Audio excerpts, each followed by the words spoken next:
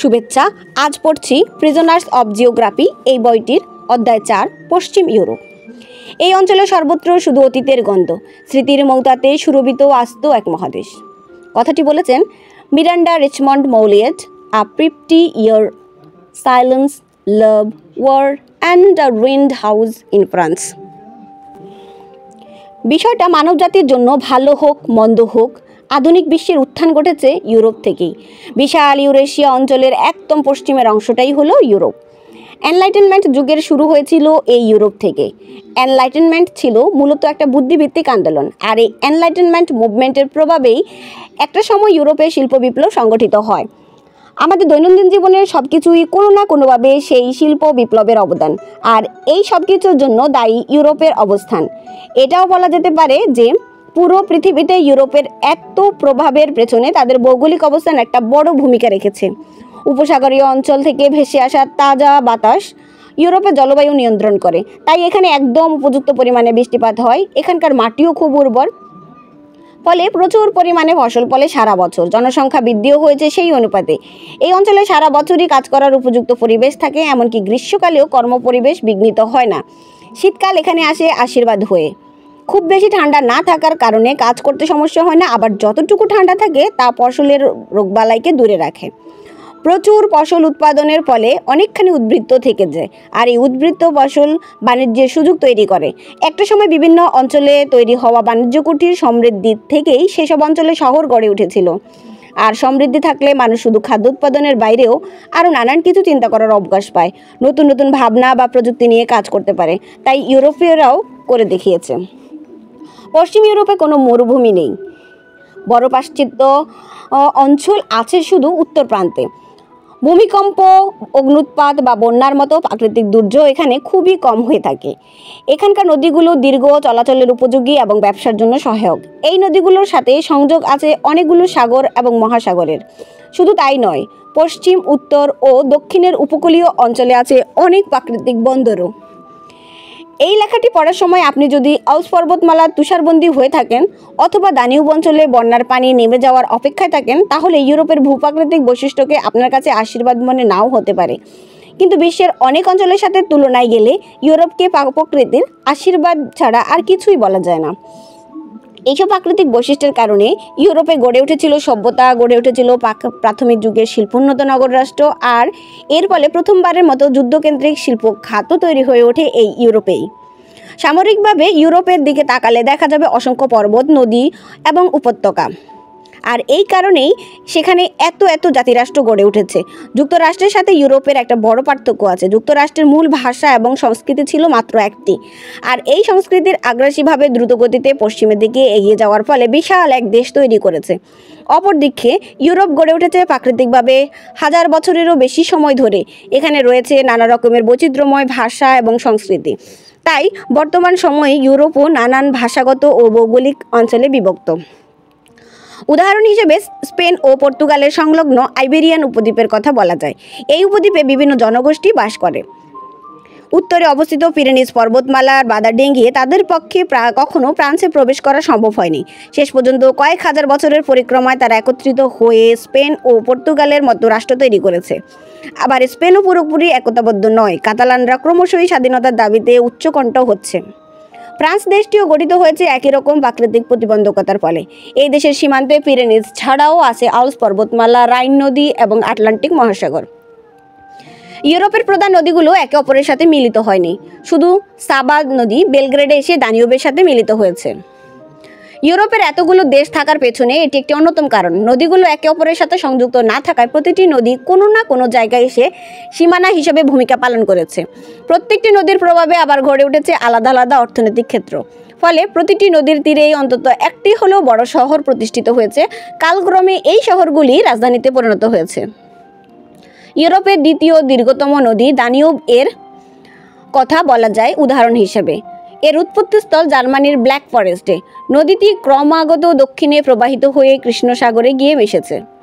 Danube অববাহিকা প্রভাব ফেলেছে 18টি দেশের উপর।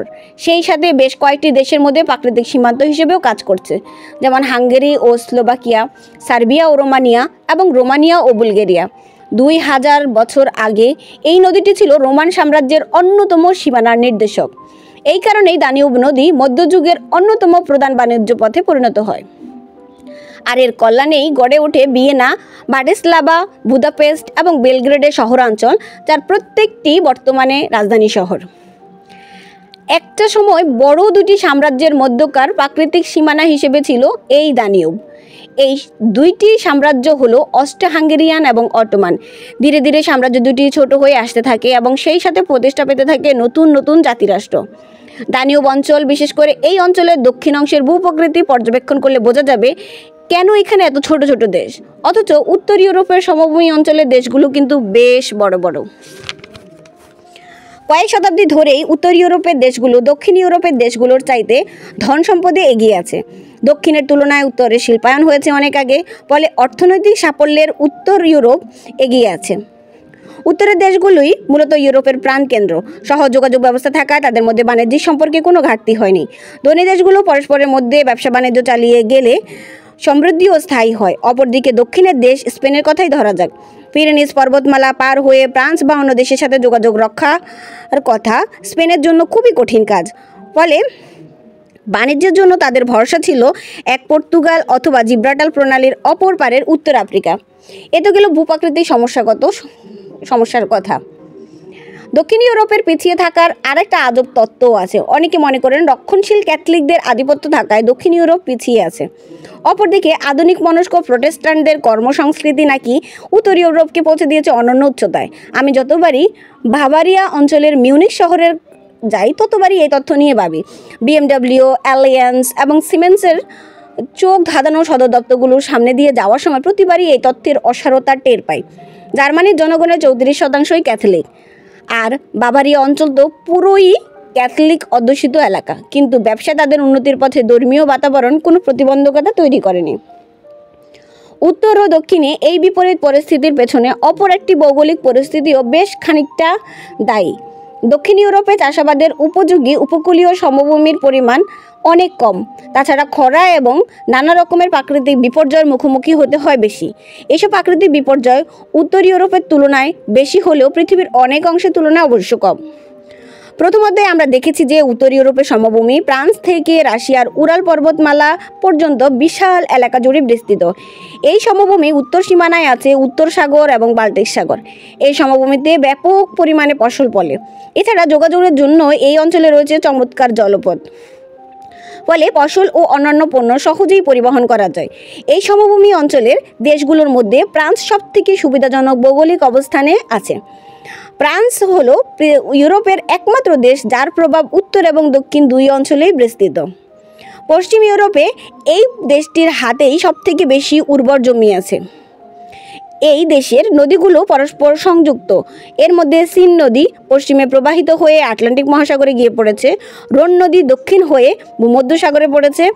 এই সমস্ত বিষয়ের পাশাপাশি তুলনামূলক সমতল ভূখণ্ড থাকার কারণে তারা বিশেষ সুবিধা পেয়েছে। বিভিন্ন অঞ্চলকে একত্রিত করে বৃহৎ শক্তিতে পরিণত হওয়ার কাজটা এখানে ছিল সহজতর। শক্তিকে কেন্দ্রীভূত করার এই কাজটা শুরু করেছিলেন নেপোলিয়ন। ইউরোপের দক্ষিণ এবং পশ্চিমের অনেক দেশই শুধু অবস্থানগত কারণে ইউরোপীয় ক্ষমতার মাপকাঠিতে দ্বিতীয় সারিতে পড়ে আছে। উদাহরণ হিসেবে ইতালির কথা বলা যায়। ইতালির দক্ষিণাঞ্চল সমৃদ্ধি ও উন্নয়নের মাপকাঠিতে ইতালির উত্তরাঞ্চলের চাইতে অনেক পিছিয়ে, অথচ 1871 সাল থেকেই ইতালি একটি একীভূত রাষ্ট্র। সময়ের সাথে সাথে এই দুই অঞ্চলের মধ্যে বৈষম্য কমার বদলে আরও বেড়েছে। বিশেষ করে দ্বিতীয় বিশ্বযুদ্ধের পরে এই বিভাজন ক্রমেই আরও প্রকট হয়েছে। ভারী শিল্প, পর্যটন খাত এবং অর্থনৈতিক কেন্দ্র সবই উত্তরে থাকায় সেখানকার জীবনযাপনের মানও উন্নত। ফলে আজকাল নতুন কিছু রাজনৈতিক দল তৈরি হচ্ছে যারা চায় দক্ষিণাঞ্চলের রাষ্ট্রীয় সুযোগ সুবিধা কমিয়ে আনা হোক। এমনকি দক্ষিণাঞ্চলকে এই রাষ্ট্র থেকে বের করে দেওয়ার জন্য জনমত গঠনেরও চেষ্টা চালিয়ে যাচ্ছে তারা। স্পেনেও এমন সমস্যা আছে। নিজেদের দেশের ভৌগোলিক বৈশিষ্ট্য নিয়ে তারা অতীতেও ভুগেছে, এখনও ভুগছে। স্পেনের উপকূলীয় অঞ্চলের মাটি উর্বর নয়, দেশটির নদীগুলো ছোট ছোট, তার উপর অনেক নদী গিয়ে ঢুকেছে দেশটির মাঝখানে থাকা পার্বত্য অঞ্চলে ঘেরা মেসোতো সেন্ট্রাল মালভূমিতে। ফলে স্পেনের অভ্যন্তরীণ যোগাযোগ ব্যবস্থা কখনোই খুব ভালো ছিল না। পশ্চিম ইউরোপের সাথে বাণিজ্যিক সম্পর্ক স্থাপনের বাধা হয়ে দাঁড়িয়েছে পিরেনিস পর্বতমালা। আর দক্ষিণে গেলে ভূমধ্যসাগরের অপর প্রান্তে রয়েছে আফ্রিকার দেশগুলো। এই দেশগুলো অনগ্রসর, ফলে স্পেন যেভাবে কখনোই বাণিজ্যিক সুবিধা পাননি। দ্বিতীয় মহাবিশ্বযুদ্ধের পর দেশটি অনেকটা একা হয়ে যায়। দীর্ঘ সময় ধরে চলতে থাকা প্রাঙ্কর স্বৈরশাসনের কারণে তারা রাজনৈতিকভাবে বাকি ইউরোপ থেকেও বিচ্ছিন্ন হয়ে পড়ে। ফ্রাঙ্কো মারা যান 1975 সালে। নব্য গণতান্ত্রিক স্পেন ইউরোপীয় ইউনিয়নে যোগ দেয় 1986 সালে। 1990-এর দশকে স্পেন দ্রুত অগ্রগতি বা প্রবৃদ্ধি হতে থাকে। তারা সমৃদ্ধির দিকে পশ্চিম ইউরোপীয় দেশগুলোর কাছাকাছি চলে আসে, কিন্তু তারপরেও দীর্ঘকাল ধরে চলতে থাকা ভৌগোলিক এবং অর্থনৈতিক সমস্যা থেকে তাদের মুক্তি মেলেনি। একদিকে ছিল অর্থনৈতিক ব্যয়, অপরদিকে অর্থনীতির উপর ছিল না কোনো জোরালো রাষ্ট্রীয় নিয়ন্ত্রণ। এসব কারণে 2008 সালে অর্থনৈতিক মন্দার সময় স্পেন তীব্র অর্থনৈতিক সংকটের মুখে পড়ে।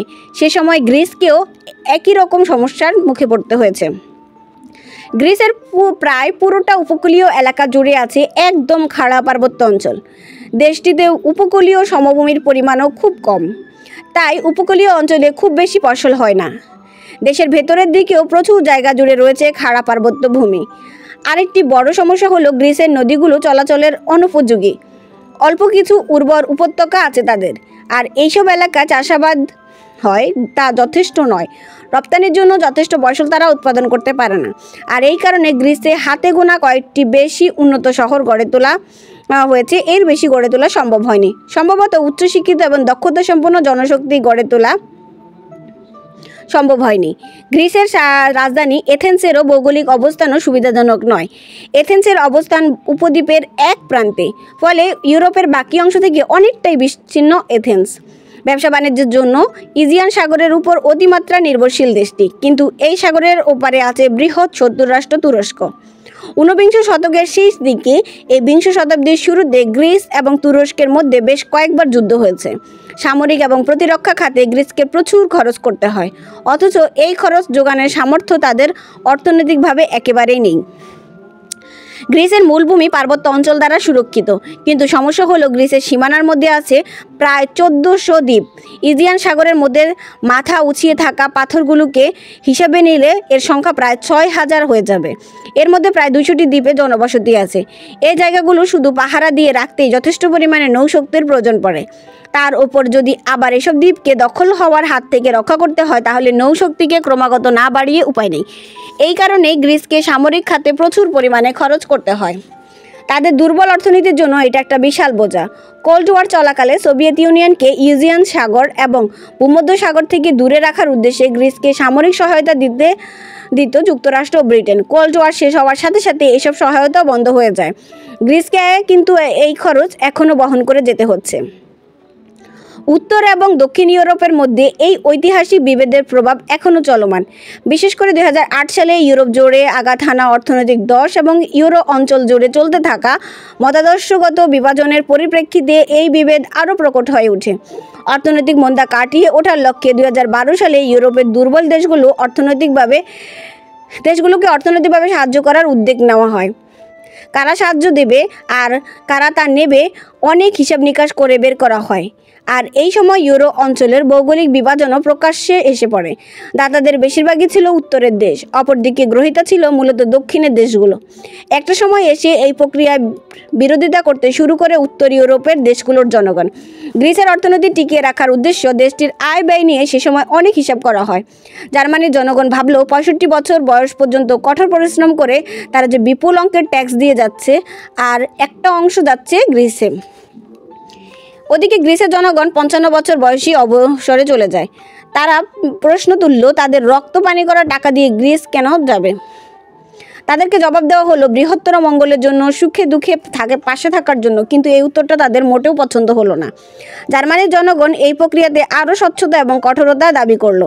জার্মানির রাজনীতিবিদ উলফগ্যাং সেউবল মন্তব্য করেন, গ্রিসের বর্তমান করুণ পরিস্থিতিতে নিজেদের করণীয় সম্পর্কে দেশটির সব রাজনৈতিক দল অবগত কিনা তা আমি নিশ্চিত নই।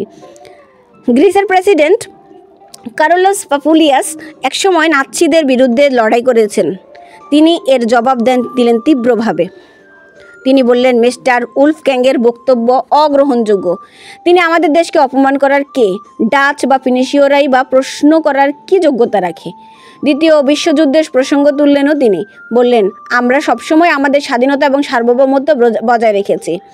এজন্য আমরা গর্বিত, কিন্তু নিজেদের দেশের না শুধু, আমরা ইউরোপের স্বাধীনতাও রক্ষা করেছি। গ্রিক মিডিয়ায় শুরু হলো তোলপাড়। তারা জার্মান জাতি এবং তাদের ইতিহাস নিয়ে ব্যঙ্গ তৈরি করতে লাগলো। খবরের কাগজে জার্মান চ্যান্সেলর মার্কেলের ছবির উপর হিটলারের গোঁফ সেজে এঁটে দেওয়া হলো।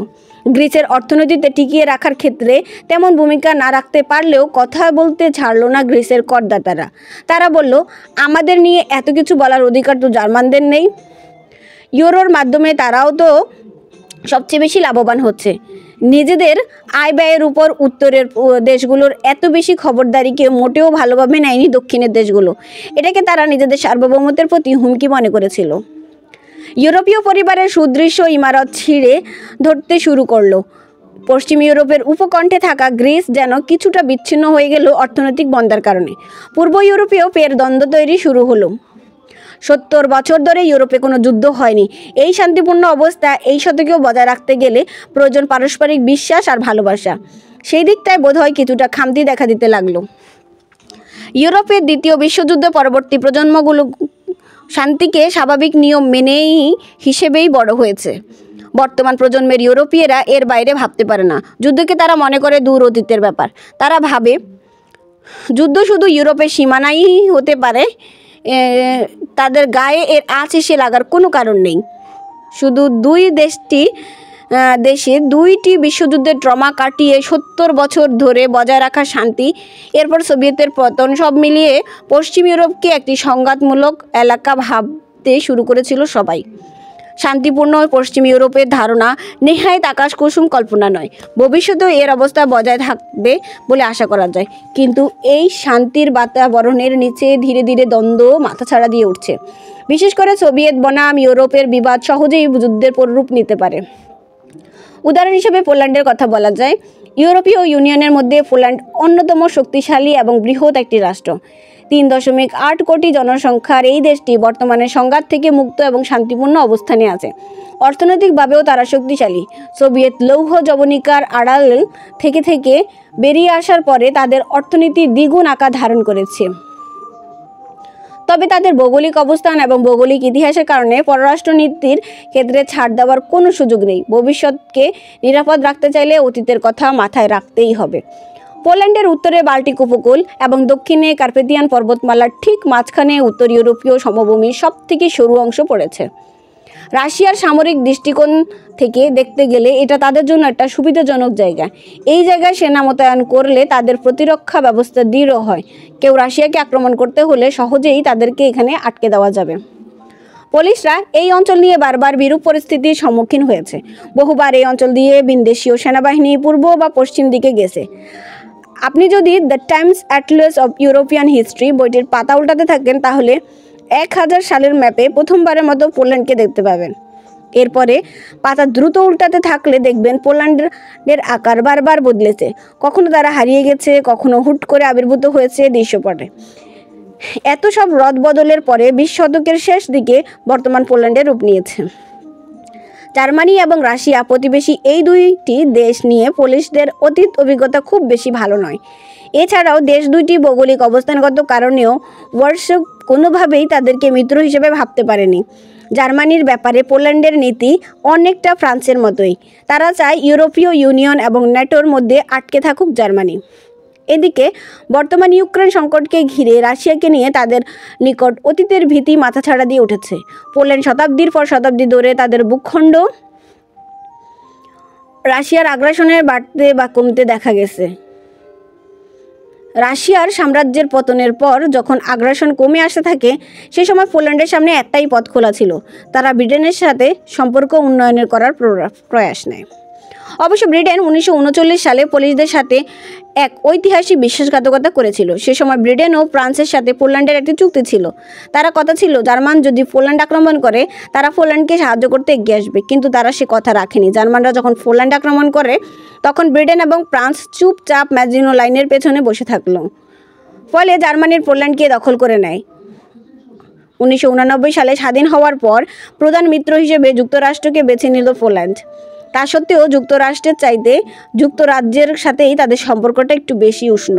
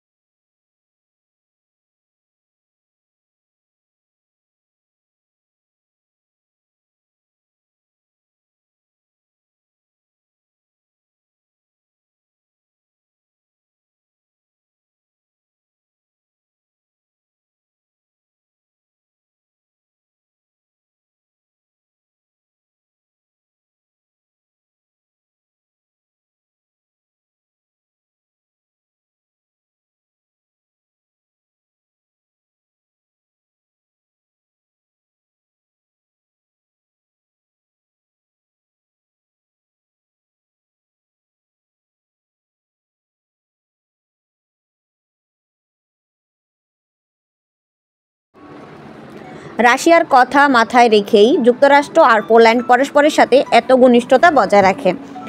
1999 সালে ন্যাটোতে যোগ দেয় পোল্যান্ড। এর ফলে মস্কোর আরও 400 মাইল কাছে পৌঁছাতে সক্ষম হয় সামরিক জোটটি। এই সময়ের মধ্যে সাবেক ওয়ারশো প্যাক্টভুক্ত অনেক দেশই ন্যাটো জোটভুক্ত হয়ে যায়। 1999 সালে ন্যাটো রাশিয়ার চোখে সামনে তাদের মিত্র সার্বিয়ার বিরুদ্ধে যুদ্ধে নামে। 1990-এর দশকে আসলে রাশিয়ার তেমন কিছুই করার ছিল না। সেই সময় নানা সমস্যায় বিপর্যস্ত ছিল তারা। কিন্তু বরিস ইয়েলৎসিনের আমল শেষ হওয়ার পর পুতিন এসে রাশিয়ার হাল ধরলে তারা আবার আগ্রাসী হয়ে ওঠে। 1970 সালে হেনরি কিসিঞ্জার একটি বিখ্যাত প্রশ্ন করেছিলেন, ইউরোপের সাথে কথা বলতে চাইলে কাকে ফোন করতে হবে? পুলিশরা এই প্রশ্নটাকে নিজেদের মতো করে বানিয়ে নিয়েছে। রাশিয়া যদি আমাদের আক্রমণ করে তাহলে কাকে ডাকবো? ব্রাসেলস নাকি ওয়াশিংটন? তারা এখন উত্তরটি জেনে গেছে। বলকান দেশগুলো এখন আর কোনো বৃহৎ সাম্রাজ্যের অংশ নয়। এই অঞ্চলের পুরোটাই পার্বত্যভূমি। এই কারণে বিভিন্ন অঞ্চলের মধ্যে সেভাবে কখনোই যোগাযোগ গড়ে ওঠেনি। একতা তৈরি না হওয়ার পরে এই অঞ্চলে তৈরি হয়েছে ছোট ছোট অনেকগুলো রাষ্ট্র। একসময় তারা চেয়েছিল একত্রে বড় একটা দেশ হিসেবে থাকতে। সেই দেশের নাম ছিল ইউনিয়ন অফ সাউদার্ন স্লাভস, যাকে আমরা যুগোস্লাভিয়া নামেও জানি। কিন্তু যুগোস্লাভিয়া ভেঙে গেছে অনেক আগে। 1990-এর যুদ্ধের পরে সাবেক ইউগোস্লাভ বা যুগোস্লাভ দেশগুলো পশ্চিমে ধারস্থ হয়। শুধু সার্বিয়াই এখনও রাশিয়ার মুখাপেক্ষী, কারণ এই দেশটিতে স্লাভিক জনগোষ্ঠী সংখ্যাগরিষ্ঠ এবং ইস্টার্ন অর্থোডক্স ধর্ম থেকে সবথেকে প্রভাবশালী। রাশিয়া এখনও 1999 সালের ঘটনা ভুলেনি। পশ্চিমারা সে সময় সার্বিয়া আক্রমণ করে কসোভোকে আলাদা করে ফেলেছিল। রাশিয়া ভাষাগত, জাতিগত এবং ধর্মীয় নৈকট্য দেখিয়ে এখনও চেষ্টা করছে সার্বিয়াকে হাতের মুঠোয় রাখার।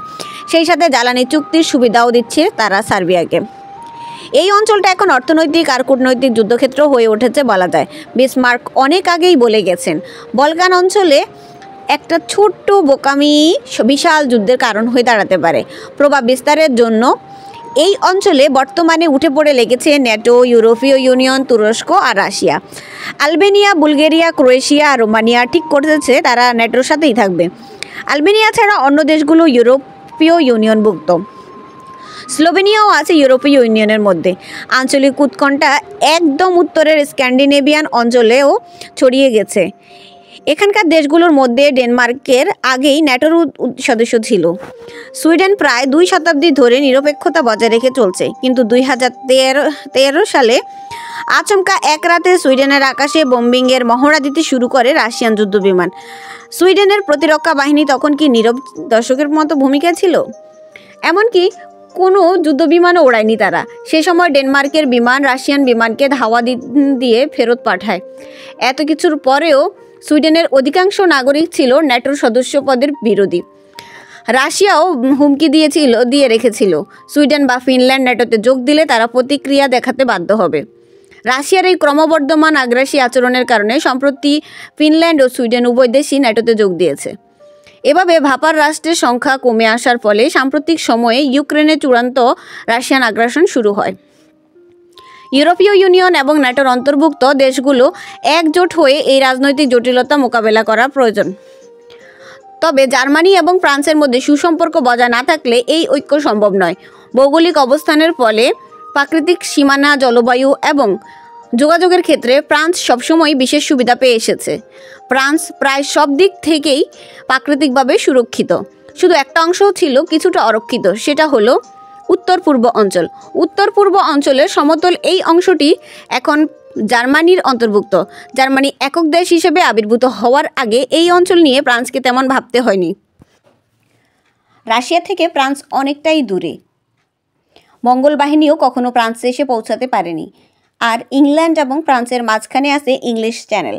ফলে পূর্ণ শান্তিতে আক্রমণ করে ফ্রান্স দখল করা ছিল প্রায় অসম্ভব ব্যাপার। বরং ফ্রান্সই ছিল ইউরোপের সবথেকে শক্তিশালী রাষ্ট্র। নেপোলিয়নের সময়ে ফ্রান্স এমনকি মস্কো পর্যন্ত পৌঁছে গিয়েছিল। এরপর জার্মানরা একত্রিত হলো। অনেক দিন ধরেই তারা চেষ্টা করে যাচ্ছিল। জার্মানি দেশটার সৃষ্টি প্রক্রিয়ায় কয়েক শতাব্দী ধরেই চলছিল। 10ম শতকে ক্যাথলিক রোমান সাম্রাজ্যের অন্তর্ভুক্ত হয় তৎকালীন ফ্রাঙ্কিয়ার পূর্ব অংশ। এই অঞ্চলকে অনেক সময় জার্মানি নামে ডাকা হতো, কারণ এই অঞ্চলে তখন 500টিরও মতো ক্ষুদ্রকায় জার্মানিক রাজ্য। 1805 সালে সমগ্র ইউরোপের বিরুদ্ধে যুদ্ধ ঘোষণা করলেন ফরাসি শাসক নেপোলিয়ন। এর পরিপ্রেক্ষিতে 1806 সালে রোমান সাম্রাজ্যের পতন ঘটে। 1814 সালে নেপোলিয়নের পতন অবশ্যম্ভাবী হয়ে ওঠে। নেপোলিয়নের পরবর্তী ইউরোপের নতুন রূপরেখা নির্ণয় করার উদ্দেশ্যে সে বছরই ভিয়েনা কংগ্রেস নামে একটি আলোচনা সভা শুরু করে ইউরোপীয় নেতারা। 1815 সালে এই কংগ্রেসে জার্মান অঞ্চলের 39টি ক্ষুদ্র রাজ্যকে একজোট করে জার্মান কনফেডারেশন গঠন করা হয়। এই ঘটনার পরিপ্রেক্ষিতে পরবর্তীতে গঠিত হয় নর্থ জার্মান কনফেডারেশন। 1870 থেকে 1871 সালে জার্মান সাম্রাজ্য প্রুশিয়ার সাথে ফ্রান্সের যুদ্ধে সংগঠিত হয়। এই যুদ্ধে ফ্রান্স পরাজিত হয় এবং জার্মানরা প্যারিস দখল করে নেয়। এই যুদ্ধের পরিপ্রেক্ষিতে 1871 সালে আমরা পাই অখণ্ড জার্মানিকে, যার নাম করা হয় প্রুশিয়ান সাম্রাজ্য। এইভাবে ফ্রান্স পেয়ে গেল এক শক্তিশালী প্রতিবেশীকে। আর এই নতুন প্রতিবেশী আয়তনে ফ্রান্সের চাইতেও বড়। দুই দেশের জনসংখ্যাও প্রায় সমান। আবার শিল্প, প্রযুক্তি ও সমৃদ্ধির বিচারে তারা ফ্রান্সের চাইতেও এগিয়ে।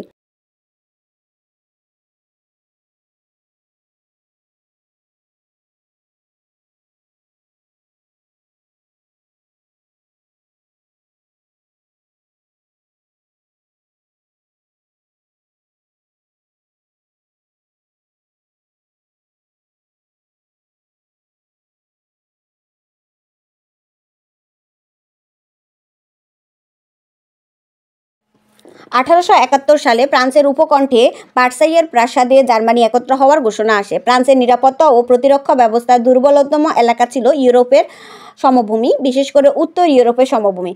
জার্মানরা এই অঞ্চল দিয়েই ফ্রান্সে প্রবেশ করে এবং এই অঞ্চলের বেশ কিছু অংশ নিজেদের দখলে নিয়ে নেয়। এই অঞ্চল দিয়ে ফ্রান্সে আক্রমণের ঘটনা পরবর্তী 70 বছরে আরও 2 বার ঘটে। পূর্ব দিক থেকে আসা আক্রমণ ঠেকাতে ফ্রান্স তার নীতিতে বদল আনে। যুদ্ধের বদলে তারা বেছে নেয় কূটনৈতিক পদক্ষেপ। ফ্রান্সের চেয়ে অবশ্য জার্মানির সামনে ভৌগোলিক চ্যালেঞ্জ অনেক বেশি। তাদের পশ্চিমে ঐতিহ্যগতভাবে শক্তিশালী ফ্রান্স আর পূর্ব দিকে বিশাল রাশিয়া। এই দুই শক্তিশালী প্রতিবেশী উত্তর ইউরোপীয় সমভূমি দিয়ে যে কোনো মুহূর্তে আক্রমণ করতে পারে। এই দুই দেশের একযোগে আক্রমণ করা নিয়ে ফ্রান্স সবসময় সবচেয়ে বেশি উদ্বেগে থাকত। এরকম যদি কখনো ঘটেনি, কিন্তু এই সম্ভাব্যতা নিয়ে উদ্বেগ থেকে রাশিয়া কয়েক দফায় ভয়ঙ্কর কাণ্ড ঘটিয়েছে।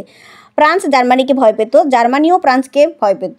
1907 সালে ফ্রান্স যখন রাশিয়া আর ব্রিটেনের সাথে মিত্রতা চুক্তি করলো, জার্মানি তখন আরও আতঙ্কিত হয়ে পড়ল।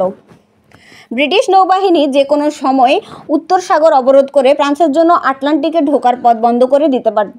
এইসব ভয় আর উদ্বেগ থেকেই জার্মানি 2 বার ফ্রান্স আক্রমণ করে। জার্মানির এই ক্রমাগত উদ্বেগে ইউরোপের জন্য ভালো ফল বয়ে আনেনি। ভৌগোলিক সমস্যার কারণে জার্মানির অত্যধিক আক্রমণাত্মক হওয়ার এই প্রবণতাকে ইতিহাসে দ্য জার্মান কোয়েশ্চেন বলা হয়। দ্বিতীয় বিশ্বযুদ্ধের ভয়াবহতার পর এর জবাব খোঁজার প্রয়োজন বোধ করে ইউরোপ। দ্বিতীয় বিশ্বযুদ্ধ ছাড়াও 1 শতাব্দী জুড়ে ইউরোপে একের পর এক যুদ্ধ হয়েছে। এই সমস্যার সমাধান নিজেদের ভূমিতে বাইরের এক পরাশক্তির অবস্থান নিশ্চিত করল ইউরোপ। পরাশক্তিটির নাম মার্কিন যুক্তরাষ্ট্র। যুক্তরাষ্ট্রের কারণেই ন্যাটো গঠিত হয় এবং ইউরোপীয় ইউনিয়ন গঠনের প্রক্রিয়া শুরু হয়। মার্কিন সামরিক বাহিনী ইউরোপকে দিল নিরাপত্তার নিশ্চয়তা। যুদ্ধে যুদ্ধে বিপর্যস্ত ইউরোপের এমন একজন মিত্রই দরকার ছিল। তারা ইউরোপীয় শক্তিগুলোকে বিশ্বাস ও আশাবাদ এবং ভ্রাতৃত্বের কথা শোনালো, বোঝালো ঐক্যবদ্ধ হওয়ার গুরুত্ব।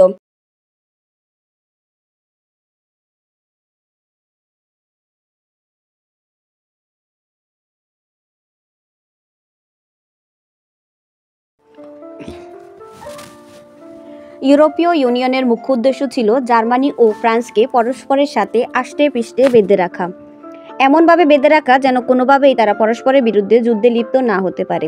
ইউরোপীয় ইউনিয়ন গঠনের পর ইউরোপের গোটা চিত্রই বদলে গেছে। এর ফলে বিশাল ভৌগোলিক অঞ্চল তৈরি হলো, যাকে এখন বিশ্বের বৃহত্তম অর্থনীতি বলা হয়। এই মৈত্রীর সুবিধা সবচেয়ে ভালোভাবে নিয়েছে জার্মানরা। যে ভৌগোলিক পরিস্থিতি নিয়ে তাদের এককালে উদ্বেগ ছিল, তা এখন তাদের জন্য সুবিধাজনক হয়ে দাঁড়িয়েছে। 1945 সালে দ্বিতীয় বিশ্বযুদ্ধ শেষ হওয়ার পর তারা ছিল একদমই বিধ্বস্ত একটি দেশ। সেই অবস্থা থেকে ঘুরে দাঁড়িয়ে ইউরোপের সেরা উৎপাদনশীল দেশে পরিণত হয়েছে জার্মানি। কোনো পণ্যের গায়ে মেড ইন জার্মানি লেখা থাকলে সেটার মান নিয়ে আর সংশয় থাকে না। ইউরোপের সমতল ধরে জার্মানি আগে পাঠাতো সৈন্য, এখন তারা তাদের পণ্য পাঠাতে শুরু করলো। এই উচ্চ মানসম্পন্ন পণ্যগুলো রাইন ও এলব নদী হয়ে এবং আন্তর্জাতিক মহাসড়ক ধরে ইউরোপের উত্তর, দক্ষিণ, পূর্ব, পশ্চিম সবখানে গেল, ছড়িয়ে পড়তে লাগলো পৃথিবীর আনাচে কানাচে।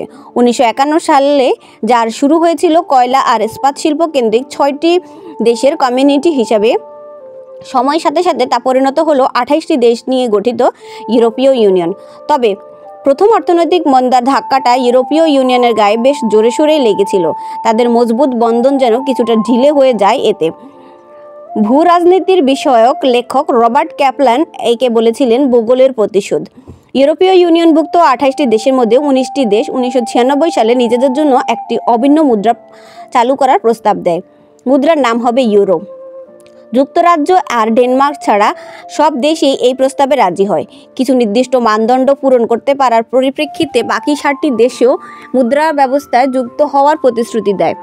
এটা এখন পরিষ্কার যে 1999 সালে যখন ইউরো প্রবর্তিত হয়, তখন অনেক দেশই এই অভিন্ন মুদ্রা ব্যবস্থার জন্য প্রস্তুত ছিল না।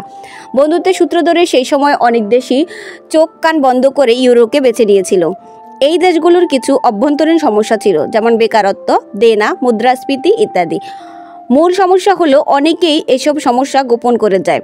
যেমন গ্রিস নিজেদের দেশের অর্থনীতিকে ফুলিয়ে পাপিয়ে দেখায়। তারা ইউরোর আহ্বানে সাড়া না দিয়ে পারেনি।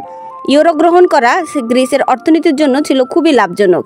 বিশেষজ্ঞরা এই বিষয়গুলো বুঝেছিলেন, কিন্তু ইউরোকে যেহেতু স্রেফ একটি মুদ্রা নয়, বরং সম্প্রীতি ও ভ্রাতৃত্বের আদর্শ হিসেবে বিবেচনা হয়, তাই বাকিরা ব্যাপারটি দেখেও না দেখার ভান করেছিল।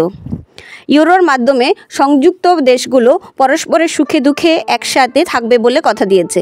গ্রিক প্রবাদে একে বলা হয় স্বাস্থ্য ও অসুস্থতা একসাথে থাকা। কিন্তু 2008 সালে যখন প্রবল অর্থনৈতিক মন্দা এলো, তখন আর এই ফাঁকফোকরগুলো এড়িয়ে যাবার উপায় রইল না।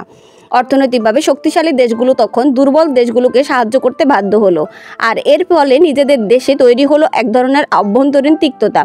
এইসব নিয়ে দেশগুলোর মধ্যে পারস্পরিক দোষারোপ চলছে। ইউরো সংকট এবং ক্রমবর্ধমান অর্থনৈতিক সমস্যার কারণে ইউরোপীয় পরিবারে দেখা দিয়েছে অশান্তির ফাটল।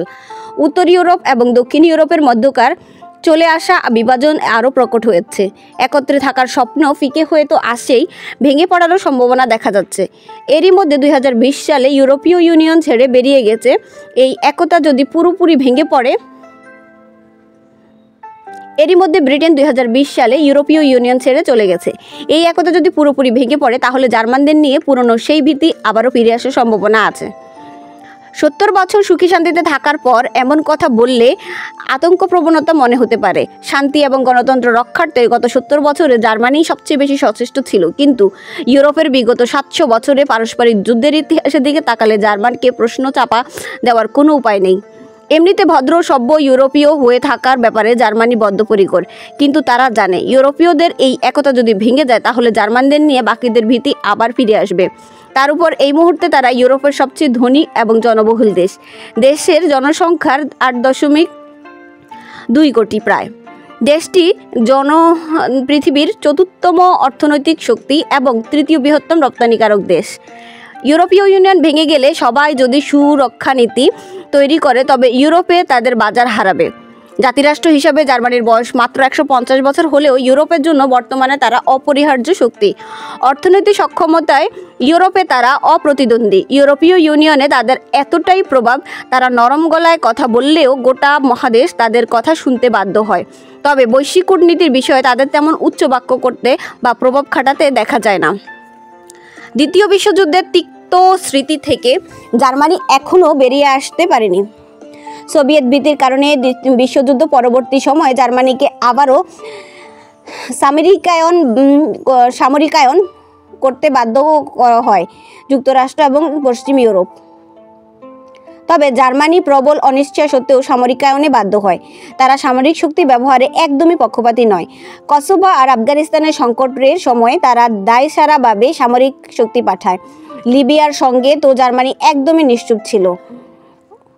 একমাত্র ইউক্রেনের ক্ষেত্রে কৌশলগত কারণে তাদের কিছুটা সরব থাকতে দেখা গেছে, আর এতেই বোঝা যায় জার্মানির নজর আসলে কোন দিকে। 2014 সালে ইউক্রেনের প্রেসিডেন্ট ইয়ানুকোভিচকে ক্ষমতাচ্যুত করার ক্ষেত্রে জার্মানির প্রত্যক্ষ ভূমিকা ছিল। রাশিয়া ক্রিমিয়া অধিগ্রহণের ইস্যুতেও তাদেরকে সরব দেখা গেছে। তবে রাশিয়ার উপর নিষেধাজ্ঞা আরোপের ব্যাপারে তারা চুপ থেকেছে, কারণ রাশিয়া থেকে আসা গ্যাস পাইপলাইনের উপর তাদের নির্ভর করতে হয়। ন্যাটো এবং ইউরোপীয় ইউনিয়নের মাধ্যমে পশ্চিম ইউরোপের সাথে জার্মানি দৃঢ়ভাবে সংযুক্ত। তবে দুর্যোগপূর্ণ সময়ে এই বন্ধন আলগা হয়ে যেতে পারে।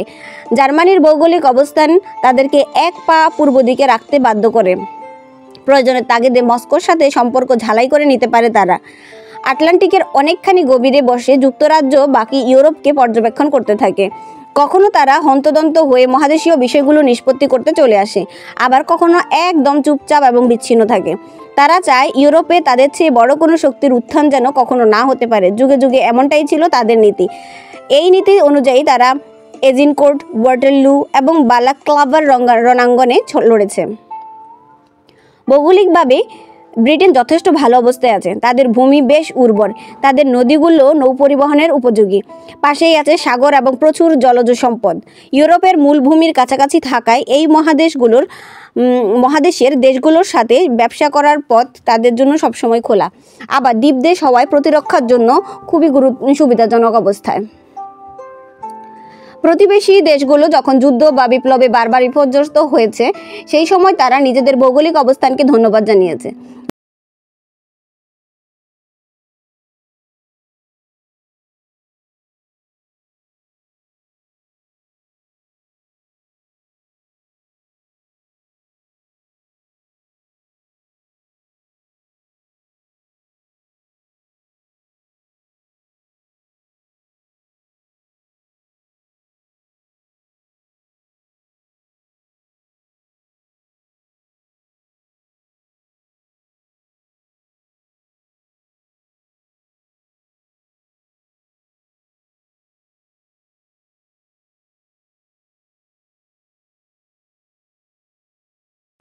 দুই বিশ্বযুদ্ধে ব্রিটিশদেরও যথেষ্ট ক্ষয়ক্ষতি হয়েছে, কিন্তু বিংশ শতক বা তার পূর্ববর্তী সময়ের যুদ্ধে ইউরোপের মূলভূমিতে যে ক্ষয়ক্ষতি করেছে ব্রিটেনের ক্ষতি তার ধারে কাছেও আসে না।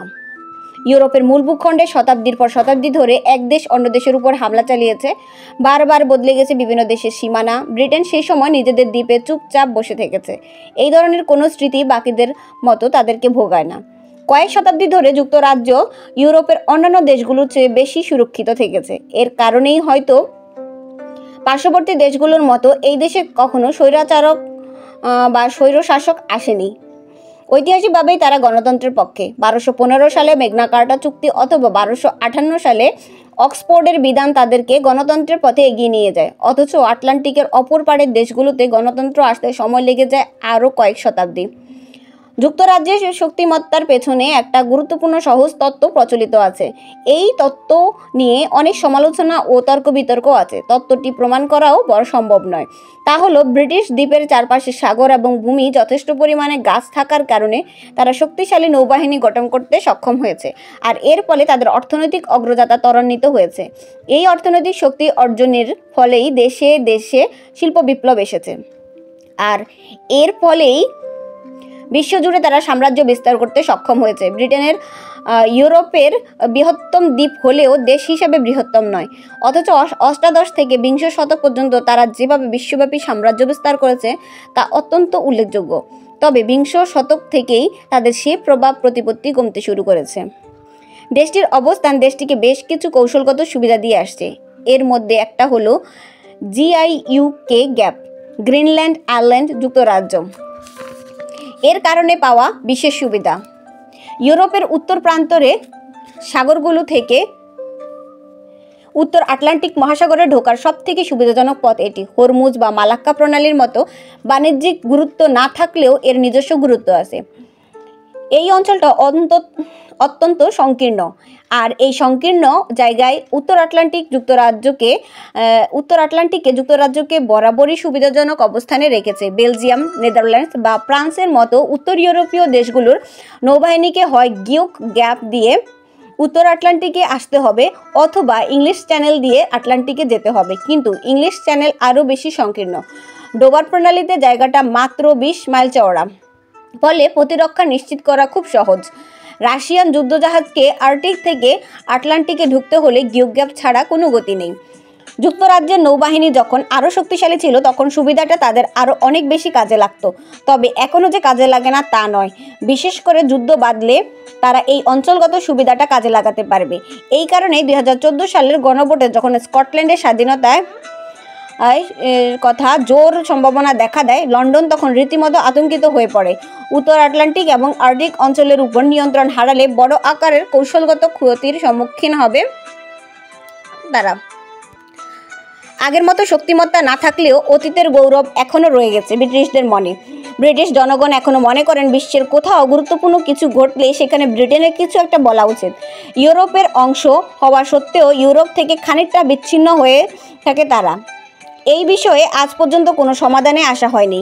40 বছর ধরে ইউরোপীয় ইউনিয়নে যুক্ত থাকার পরে ব্রিটিশরা ভাবলো এর অংশ হয়ে থাকা না থাকা নিয়ে গণভোটের আয়োজন করতে হবে। মূলত দুইটি বিষয় তাদেরকে ইউই থেকে বেরিয়ে আসার কথা ভাবতে বাধ্য করেছে। বিষয় দুটি হচ্ছে সার্বভৌমত্ব এবং অভিবাসী সংকট। ইউরোপীয় ইউনিয়নে বিভিন্ন সময়ে নানা রকম আইন জারি করছে। সদস্য চুক্তির শর্ত হিসেবে ব্রিটেনকেও সেই সব আইন মানতে বাধ্য হতে হতো। যেমন ব্রিটেনের আইনে অভিযুক্ত নয় এমন কোনো বিদেশিকে দেশ থেকে বের করে দেওয়া যাবে না, কারণ এই ব্যাপারে মানবাধিকার সংক্রান্ত ইউরোপীয় কমিশনের নিষেধাজ্ঞা আছে। এই ধরনের অনেক আইনকেই ব্রিটিশ রাজনীতিবিদদের একাংশ তাদের সার্বভৌমত্বের প্রতি আঘাত হিসেবে দেখেন। পাশাপাশি মধ্যপ্রাচ্য এবং আফ্রিকা থেকে ইউরোপে আসা অভিবাসী ও শরণার্থীর স্রোত বাড়ার সাথে সাথে ব্রিটেনে ইউরোপীয় ইউনিয়ন বিরোধী মনোভাব বেড়ে চলছে। এই অভিবাসীদের বড় অংশ ব্রিটেনে ঢুকতে চায়, আর ইউভুক্ত যেসব দেশে তারা এসে ঢোকে তারাও এই অভিবাসীদেরকে ব্রিটেনেই পাঠাতে চায় বলে ধারণা করা হয়। এইসব কারণে 2016 সালে অনুষ্ঠিত গণভোটে ইউ থেকে বের হয়ে যাওয়ার রায় আসে, আর 2020 সালের সেই প্রস্থান বা ব্রেক্সিট কার্যকর হয়। অর্থনৈতিক মন্দার সময় বরাবরই বিদ্বেষের সম্মুখীন হতে হয় অভিবাসীদের। ইউরোপে চলমান সাম্প্রতিক অর্থনৈতিক সংকটের সময়ও তারা ব্যত্যয় হয়নি। গোটা ইউরোপ মহাদেশ জুড়ে এই বিদ্বেষ প্রকট হয়ে দেখা দিয়েছে। এর কারণেই ডানপন্থী রাজনীতির উত্থান ঘটেছে ইউরোপ জুড়ে। সব দেশের প্রায় সকল ডানপন্থী দলই উগ্রভাবে একক ইউরোপীয় সত্তার বিরোধিতা করতে শুরু করেছে। এর ফলে দুর্বল হয়ে আসছে ইউরোপীয় ইউনিয়নের বন্ধন। এর একটা প্রকৃষ্ট উদাহরণ আমরা দেখতে পাই 2016 সালের গোড়ার দিকে। এই সময় থেকে সুইডেন গত 50 বছরে প্রথমবারের মতো ডেনমার্ক থেকে আগত ভ্রমণকারীদের কাগজপত্র পরীক্ষা করে দেখা শুরু করেছে উত্তর ইউরোপে মধ্যপ্রাচ্য থেকে আসা শরণার্থীদের দল এবং 2015 সালের নভেম্বরে প্যারিসের ইসলামিক স্টেটের হামলার প্রতিক্রিয়াতেই এই পরিস্থিতি দাঁড়িয়েছে। ইউরোপীয় ইউনিয়নভুক্ত 26টি দেশের মধ্যে সীমান্তবিহীন অঞ্চল প্রতিষ্ঠার যে ধারণা ছিল তা ধীরে ধীরে বিনষ্ট হয়ে যাচ্ছে। নিরাপত্তার কথা মাথায় রেখে একে একে অনেক দেশই নিজেদের সীমান্তে আরও কড়াকড়ি আরোপ করতে চাচ্ছে। সুইডেনের দেখাদেখি ডেনমার্ক ও জার্মানি থেকে আগতদের কাগজপত্র পরীক্ষা করতে শুরু করেছে। এর ফলে ভ্রমণের খরচ ও ঝামেলা দুই বেড়ে চলছে। আর এই গোটা বিষয়টা ইউরোপের ধারণার উপরে সার্বিক আঘাত এনেছে। ইউরোপের শ্বেতাঙ্গ জনগোষ্ঠীদের মধ্যে জন্মহার আশঙ্কাজনকভাবে কমে এসেছে। জনমিতির পূর্বাভাস অনুযায়ী ইউরোপের ক্রমেই বৃদ্ধের সংখ্যা বাড়ছে এবং তরুণের সংখ্যা কমে যাচ্ছে। ফলে কমে যাচ্ছে করদাতার পরিমাণও। এসব পূর্বাভাসে অভিবাসীদের নিয়ে স্থানীয় জনগণের বিদ্বেষ কমেনি। নিজেদের পরিচিত জগৎ হারিয়ে ফেলার শোকে আচ্ছন্ন হয়ে আছে এমন স্থানীয় জনগণ। আর জনমিতির পরিবর্তনের সাথে সাথে জাতিরাষ্ট্রগুলোর পররাষ্ট্র নীতিতেও পরিবর্তন আসছে। মুসলিমদের সংখ্যা বৃদ্ধির সাথে সাথে মধ্যপ্রাচ্য বিষয়ক নীতিতে বদল আসছে। যেমন ইরাক যুদ্ধ বা ইসরায়েলের প্যালেস্টাইন যুদ্ধ নিয়ে কিছু করার আগে ইউরোপের অনেক সরকারকেই মাথায় রাখতে হচ্ছে নিজের দেশে মুসলিম জনগোষ্ঠীর অনুভূতির কথা। ইউরোপের সামাজিক রাজনীতিতেও বদলে যাওয়া এই জনমিতির প্রভাব পড়ছে। ইউরোপের বিভিন্ন এলাকায় শহরাঞ্চলে মুসলিমদের সংখ্যা বৃদ্ধি পাওয়ার সাথে সাথে বেড়ে চলছে নারী অধিকার, হিজাব, ব্লাসফেমি আইন ও বাকস্বাধীনতা সহ নানা বিষয়ে বিতর্ক। ভলতেয়ার বাকস্বাধীনতার চূড়ান্ত সংজ্ঞা দিয়ে গেছেন। তিনি বলেছেন, আমি তোমার মতের বিরোধী হতে পারি, কিন্তু জীবন দিয়ে হলেও তোমার মতের প্রকাশের স্বাধীনতাকে অক্ষুণ্ণ রাখব। কিন্তু বর্তমান সময়ে এই বক্তব্য পাল্টে যাওয়াটাই নিয়তি হয়ে দাঁড়িয়েছে। নিজের মত প্রকাশের জন্য উল্টো জীবন দিতে হচ্ছে। ধর্মের অবমাননা নিষিদ্ধ করার পক্ষে জনমত ক্রমেই বেড়ে চলছে। একটা সময় উদারপন্থীরা সর্বতোভাবে ভলতেয়ারকে সমর্থন দিয়ে গেলেও বর্তমানে তারা ক্রমেই আপেক্ষিকতাবাদে বিশ্বাসী হয়ে উঠেছে। 2015 সালে ব্যঙ্গধর্মী ফরাসি পত্রিকা শার্লি এবদোর কর্মীরা নৃশংস হত্যাকাণ্ডের শিকার হওয়ার পরে এই নিয়ে নিন্দার ঝড় উঠেছিল। তবে উদারপন্থীদের একাংশ সেই নিন্দা জানিয়েছে এভাবে, আমিও এর নিন্দা জানাই, কিন্তু ব্যঙ্গগুলো বড্ড বাড়াবাড়ি ছিল। আধুনিক যুগের ইউরোপে এই ধরনের বক্তব্য আগে শোনা যায়নি। বর্তমানে এইসবই ইউরোপের সাংস্কৃতিক যুদ্ধের অংশ হয়ে দাঁড়িয়েছে। ন্যাটো এবং ইউরোপীয় ইউনিয়ন উভয়ের মধ্যেই প্রতিনিয়ত নানা রকমের সাংগঠনিক সমস্যার মুখোমুখি হচ্ছে। এই সমস্যাগুলো সমাধান করা সম্ভব, কিন্তু সমাধান না হলে তারা জোট হিসেবে প্রাসঙ্গিকতা হারাবে। তখন হয়তো আবার সার্বভৌম জাতিরাষ্ট্রে পূর্ণ ইউরোপকে দেখতে পাবো আমরা। সবগুলো রাষ্ট্রই তখন তাদের নতুন করে নানা রকম জোট বাঁধতে শুরু করবে। জার্মানরা আবারও রাশিয়ান এবং ফরাসিদের ঘেরাওয়ের আটকার ভয় পেতে শুরু করবে। ফরাসিরা আবারও তাদের বৃহৎ প্রতিবেশী জার্মানির ভয়ে অস্থির হয়ে থাকবে। আমরা আবার ফিরে যাব বিংশ শতকের গোড়ার দিকের পরিস্থিতিতে। ফরাসিদের জন্য এই ঘটনা হবে বিকট দুঃস্বপ্ন। তারা ভালোই জার্মানিকে ইউরোপীয় ইউনিয়নের খাঁচায় আটকে রাখতে পেরেছিল। তারা ভেবেছিল জার্মানির নিয়ন্ত্রণ এখন তাদের হাতে। কিন্তু বার্লিনের দেওয়াল পতনের পরিপ্রেক্ষিতে দুই জার্মানি যখন একীভূত হলো, তখনই পাশের দান উল্টে গেল। দুই ইঞ্জিনের গাড়িতে চেপে তরতরিয়ে চলতে থাকলো জার্মান। দেখা গেল যে জার্মানিরাই ইউরোপীয় ইউনিয়ন চালাচ্ছে আর ফ্রান্স যাত্রী হিসাবে বসে আছেন। এর ফলে ফ্রান্সের গাড়ে এমন একটা সমস্যা এসে পড়লো যা তারা এখনো সমাধান করে উঠতে পারেনি। ইউরোপীয় ইউনিয়নে জার্মানি বর্তমান সিদ্ধান্ত নেওয়ার মূল মালিক, আর জার্মানির সিদ্ধান্তে চুপচাপ ফ্রান্সকে মেনে নিতে হয়, কারণ তা না হলে ইউরোপের একতা বাধাপ্রাপ্ত হবে। আবার জার্মানির নেতৃত্ব মেনে নিলে তাদের নিজেদের ক্ষমতা কমে যাচ্ছে। ফ্রান্স এককভাবেই পররাষ্ট্রনীতি তৈরির সামর্থ্য রাখে। তারা পারমাণবিক হামলা প্রতিরোধেও সক্ষম। দেশের বাইরে তাদের ঘাঁটি এবং উপনিবেশ দুইই আছে। সামরিক বাহিনী সহায়ক হিসেবে এয়ারক্রাফট ক্যারিয়ারও আছে তাদের হাতে। তারপরেও জার্মানিকে সমঝে চলার কারণ পূর্ব দিকে জার্মানি থাকায় এদিকটা সুরক্ষিত থাকে, আর এই সুযোগে তারা ইউরোপের বাইরে নাক গলাতে পারে। জার্মানি এবং ফ্রান্স দুই দেশই একযোগে ইউরোপীয় ইউনিয়নকে সমুন্নত রাখতে কাজ করে যাচ্ছে। তারা একে অপরকে স্বাভাবিকভাবেই মিত্র হিসেবেই দেখে, কিন্তু জার্মানি যখন তাদের প্ল্যান বিতে আরেকটা দেশকে রেখেছে, সেই দেশ হচ্ছে রাশিয়া। কোল্ড ওয়ার শেষ হওয়ার পর থেকে ক্রমেই সামরিক খাতের বাজেট কমিয়ে আনছে ইউরোপের দেশগুলো। তাদের সশস্ত্র বাহিনী ক্রমেই ছোট হয়ে আসছে। 2008 সালে রাশিয়া জর্জিয়া যুদ্ধে তাদের জন্য বেশ বড় ধাক্কা হয়ে এসেছিল। তারা 2014 সালে রাশিয়ার ক্রিমিয়া অধিগ্রহণের ঘটনা সবাইকে মনে করিয়ে দিয়েছে ইউরোপের সেই পুরনো দিনের কথা, যখন ক্রমাগত যুদ্ধ লেগেই থাকতো। এরই মধ্যে রাশিয়া নিয়মিতভাবে ইউরোপের বিভিন্ন অঞ্চলে তাদের বিমান বাহিনীর সক্ষমতা প্রদর্শন করতে শুরু করেছে। দক্ষিণে ওসেটিয়া, আবখাজিয়া, ট্রান্সনিস্ট্রিয়া এবং পূর্ব ইউক্রেনের অঞ্চলের নিজেদের দখলও মজবুত করছে তারা। বাল্টিক অঞ্চলে জাতিগত রাশিয়ানদের সাথেও সুসম্পর্ক রেখে চলছে। এই রাশিয়ানদের কারণে ওইসব অঞ্চলে তারা ভবিষ্যতে অধিকার পালনের সুযোগ পাবে। বাল্টিক সাগরে তাদের ছিটমহল কালিনিনগ্রাদ তো আছেই। প্রতিরক্ষা খাতে বরাদ্দ বাড়ানো যায় কিনা এই নিয়ে গভীরভাবে ভাবছে ইউরোপের দেশগুলো। কিন্তু এই খাতে বরাদ্দ বাড়াতে হলে যে টাকার দরকার সে তো তাদের হাতে নেই। কৌশলগত দিক থেকে বিতর্কের ফাঁকে ফাঁকে দেয়াল থেকে ম্যাপগুলো নামিয়ে ধুলোঝাড়া হচ্ছে। কারণ সমরকৌশলবিদ থেকে কূটনীতিবিদ সবাই জানেন যে শার্লেমান, নেপোলিয়ন, হিটলার এবং সোভিয়েতের হুমকি হয়তো এখন আর নেই, কিন্তু কার্পেথিয়ান পর্বতমালা, বাল্টিক সাগর এবং উত্তর সাগর এখনও সেই আগের জায়গাতেই রয়ে গেছে। ইতিহাসবিদ রবার্ট কাগান তার প্যারাডাইজ অ্যান্ড পাওয়ার বইটিতে বলেছেন, পশ্চিম ইউরোপের মানুষজন ইদানিং হয়তো স্বর্গেই বাস করেন, কিন্তু বাকি বিশ্বের সাথে ক্ষমতার লড়াইয়ে নামলে তখন স্বর্গের নিয়মে আর কিছু চলবে না। ইউরো সংকট একসময় কেটে যাবে এবং আবার সবাই তাদের স্বর্গে ফিরবে। তখন মনে হবে সে আর হয়তো পিছনের দিনগুলো ফেরত আসবে না। কিন্তু ইতিহাস থেকে আমরা দেখতে পাই কয়েক দশকে কি আমূল পরিবর্তন আসতে পারে। আর ভূগোল আমাদেরকে শেখায়, যদি মানবজাতি ভৌগোলিক বাধা ডিঙানোর নিরন্তর প্রচেষ্টা না চালিয়ে যায়, তারা ভূগোলেরই ফাঁদেই আটকা পড়ে থাকবে। 1998 সালে জার্মানির চ্যান্সেলরশিপ ছেড়ে দেওয়ার সময় হেলমুট কোহল বলেছিলেন যে তিনিই হলেন দ্বিতীয় বিশ্বযুদ্ধে ধ্বংসযজ্ঞে সাক্ষী হওয়া শেষ জার্মান নেতা। তিনি ইতিহাস থেকে শিক্ষা নেওয়ার কথা ভুলে যাওয়ার ব্যাপারে সতর্ক করে দিয়েছিলেন সবাইকে। জার্মানির সর্বাধিক বিক্রিত পত্রিকা বিল্ডে একটি কলামে তিনি লিখেছিলেন, বর্তমানের নেতারা অর্থনৈতিক দুরবস্থা নিয়ে এত বেশি চিন্তিত যে এ নিয়ে তারা ইউরোপীয় ঐক্যতে ফাটল ধরাতেও দ্বিধা করবে না। দ্বিতীয় বিশ্বযুদ্ধের ভয়াবহ পরিস্থিতির ভেতর দিয়ে গেলে তারা বুঝতেন এই ঐক্য কতটা গুরুত্বপূর্ণ। গত 65 বছর ধরে নানা রকম সমস্যা এবং সংকট থাকা সত্ত্বেও যুদ্ধবিগ্রহ এড়িয়ে শান্তিপূর্ণ একটা সময় উপহার পেয়েছে ইউরোপ। এর গুরুত্ব অপরিসীম। এই শান্তি বজায় রাখাটাই মূল লক্ষ্য হওয়া উচিত ইউরোপের। ধন্যবাদ সবাইকে।